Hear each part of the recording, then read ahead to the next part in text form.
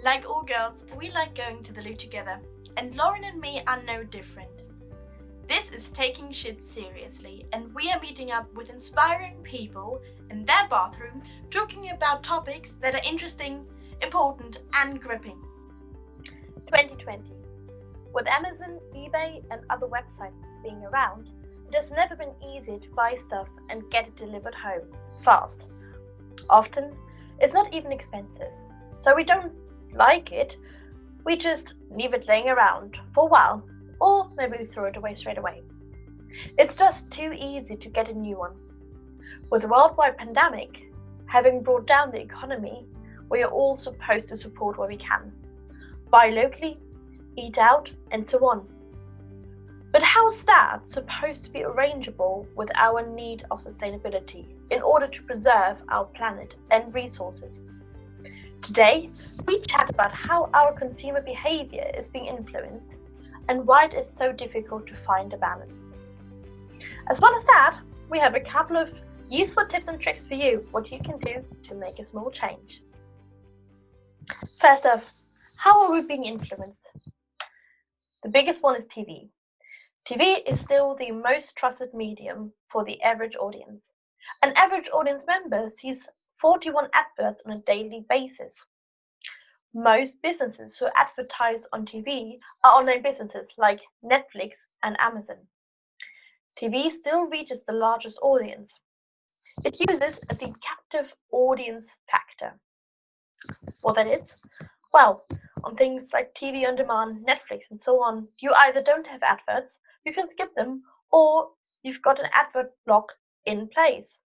So normal TV doesn't have that. You can go whenever you want. If you want to use the advert break to make yourself a nice cup of tea, do so. No one's forcing you to say. But the captive audience factor is exactly the opposite. We don't. We decide to sit through the adverts. We sit there and watch them going, and that is the captive audience factor being used. Something a bit newer is social media, and especially influencers.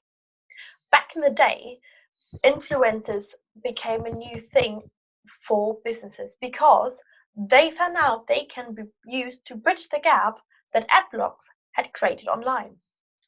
Influencers are mostly used by very young audience, so millennials, Gen Z, and the generation after. Those people trust an opinion of their favorite influencer over the opinion of someone else, especially before purchases. So a lot of products that are being used by influencers are actually being purchased a lot more by those. But what a lot of people like to forget is that influencers are a business. They are self-employed. They work with those companies through corporations. There are two ways. Either they use it through discount codes and affiliate marketing, which means basically every time they buy something or they put down a link with a discount code or where to get the product, every time you click it and you purchase it, they get a certain percentage of it. The other thing is they use our competitions and giveaways. Those are used to spread the word about a certain product or brand, which means every time you enter in one of those competitions, they will ask you to like their social media, go on their website, and so on. That way, businesses can use these influencers and those followers to spread their name and hope that at the end of the day, they might purchase something from their website. The advantage of influencers is that this particular marketing is tailored to a more specific audience, and this is being used from those companies. How has Corona changed all this, and how is that working with our need to support the economy? Well, since Corona, we have become customers in crisis. We are panic buying. Our buying behavior focuses a lot on hygiene and basic needs, which means a lot of non-essentials slump. But still, 88% of societies are worried about the impact on the economy.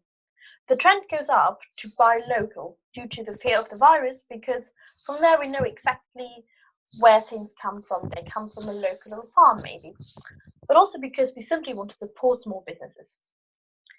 On top of that, the customer crisis Also purchases a lot more things for a healthy lifestyle and everything health related. Makes sense.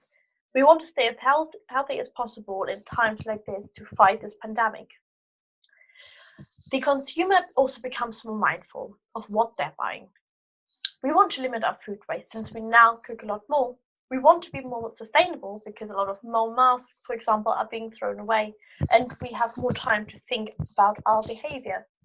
But with furlough being in place, people not being able to work properly and shops closing and so on, we are becoming more cost consciously. But the good thing is with local shops, the more we're using them, the more they can engage customers and grow their business, and also therefore can tailor it especially to whoever comes into the shop. This is great because people that way feel a lot more connected to their local business and to the local communities. But how does the price difference between fast fashion, for example, and sustainable brand come? Well, the price difference comes from supply chain implications, which means the harder something is to make and the more minimal impact on the environment happens, the more it will cost. So the higher the cost, with the higher the degree of the difficulty. Also, sources from which products can be produced from are a lot more expensive because the quality ends up being a lot higher in most situations. On top of that, sustainable brands try not to use chemicals like pesticides. Employees for those brands, they work under fair labor employment, which means they get fair wages and safe working environment. On top of that, most organic operations are too small to justify a large manufacturing facility. Therefore, the process takes a lot longer for creating a single product, and that takes more effort by the individual. The transport for sustainable packaging and the low carbon footprints add to it. A lot more money has to be invested to create that in the transport. Well, fast fashion, it seems to be the opposite of that. It's cheaper, it's a lot easier to get, it's more up to date with trends and fashion. Sounds great. A mass production enables an easy manufacturing and therefore a lower cost for the single item. The product is cheap and you can get it quickly. But also, there's a big market there, which means every of those brands will fight for the lowest price, therefore to get most customers. But that results in that the quality is often a lot lower, and the employees have really low workplace practices, which means they don't get fair wages or they don't work in a very safe environment. As well as that, it is not very environmentally friendly. It results in a very big damage for the environment in the long run. Well, what about the future for nature and economy? Nature is declining faster than ever before. But addressing COVID and its victims is a humanitarian and economical priority. Of course, it does impact the environment. The pandemic itself will shape economy and society for decades. The economy will end up growing again, especially now with the vaccine. Travel will be picked up. But in order to make the growth faster, we will have to go back to a fast and cheap production. Maybe this is the point where we should overthink this. Maybe we should go for a more nature positive approach. In order to save the nature, we should invest in environmentally friendly products, every single one of us, and shops, in order to grow their market and help them become more used by society and therefore become the thing instead of going for cheap brands. Now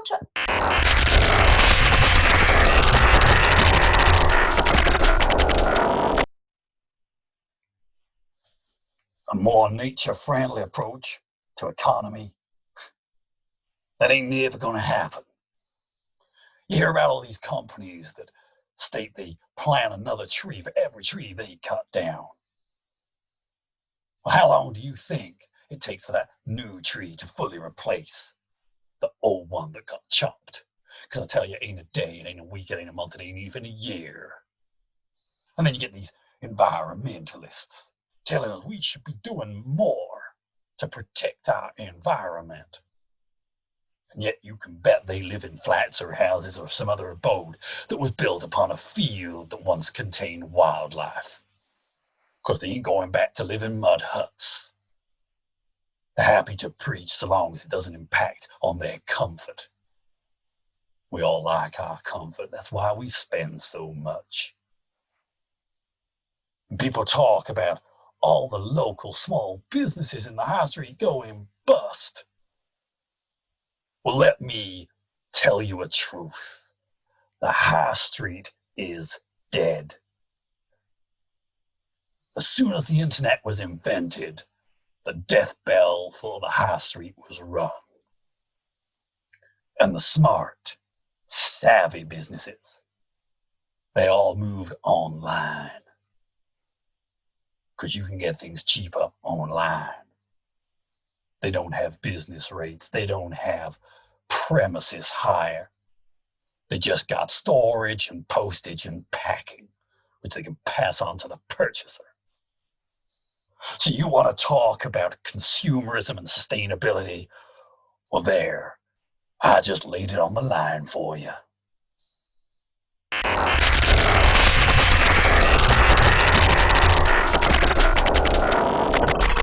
Not know what that was. Very sorry. Well, our tips. Stay away from impulse buys. If you want something, wait at least a week. And only buy it if you really want it after that week. Often we just end up scrolling through websites in the middle of the night and think, well, why not? You don't really need it. A lot of cases.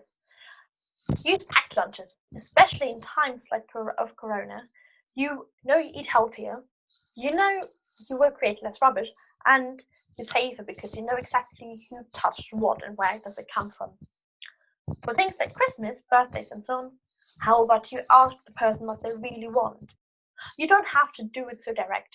You can just ask them for their Amazon wish list. You can observe them carefully what they like, or see if you can maybe drop one or the other hint.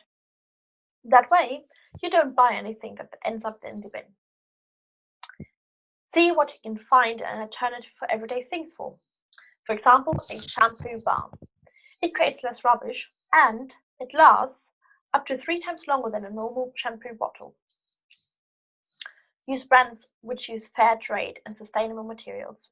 If you don't know which brand is, have a look on their website. You will find information there. Last but not least, support small businesses. Those tend to struggle the most in times like this, a lot more than Amazon and so on. But what is your opinion? We'd really like to know what you think about it, so let us know in the comments down below.